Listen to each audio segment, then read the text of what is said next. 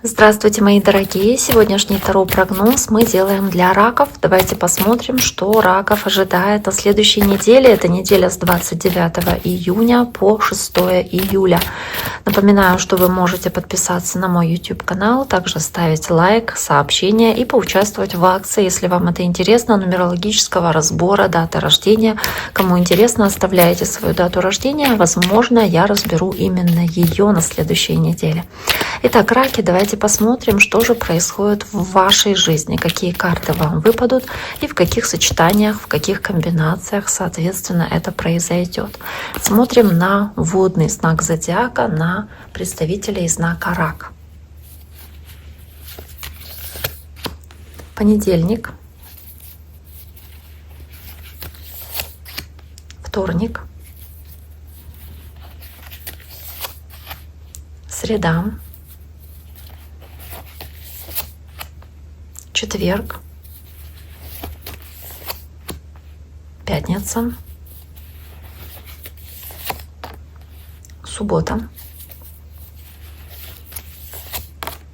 воскресенье. Первая карта — карта короля кубков, карта водные стихии.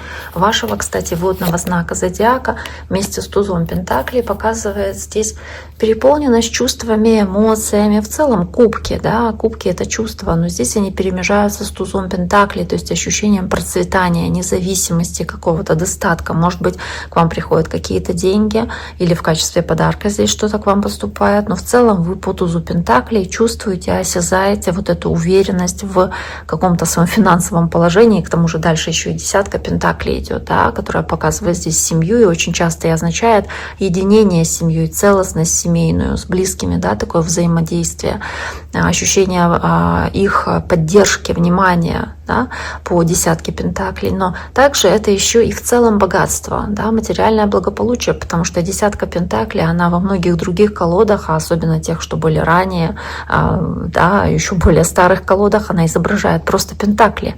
И понятие богатства для разных людей различимо. У кого-то богатство — это деньги, у кого-то богатство — это семья, у кого-то это здоровье. То есть в целом имеется в виду достаток, благополучие и стабильность. И вместе с королем кубков, который является вашим, по сути, да, по стихии, это ваша карта. Раки — это карта, которая говорит о водном знаке, может говорить про общение с другим водным знаком, как вы, это раки, рыбы или скорпионы, но в целом раки, здесь скорее всего речь о вас, и кубок, который он поднимает, да, может быть, даже речь идет о каком-то празднике, семейном торжестве, когда поднимаются кубки, говорятся тосты.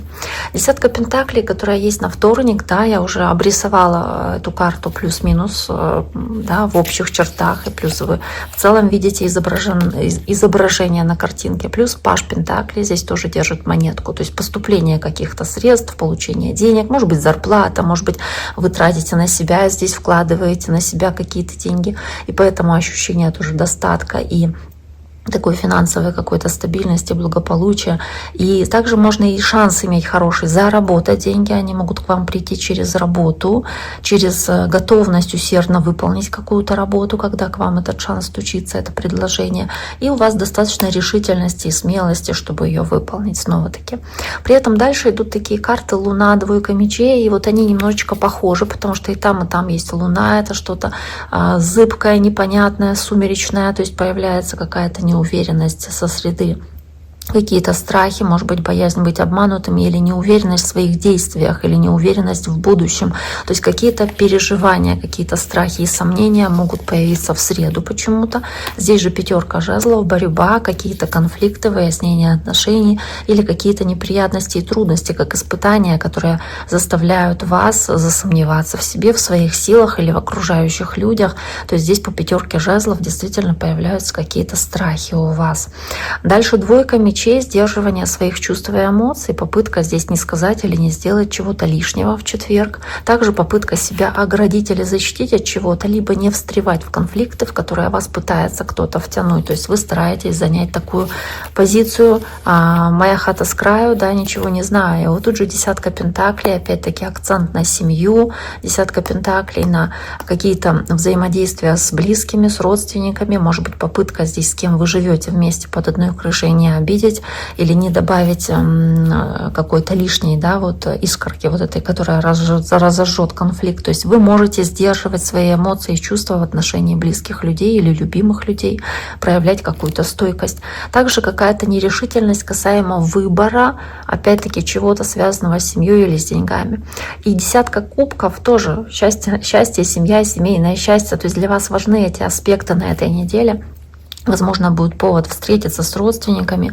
И по десятке кубков здесь больше все-таки уже не про материально, а про именно взаимодействие эмоциональное, и стройка пентаклей, умение взаимодействовать с другими.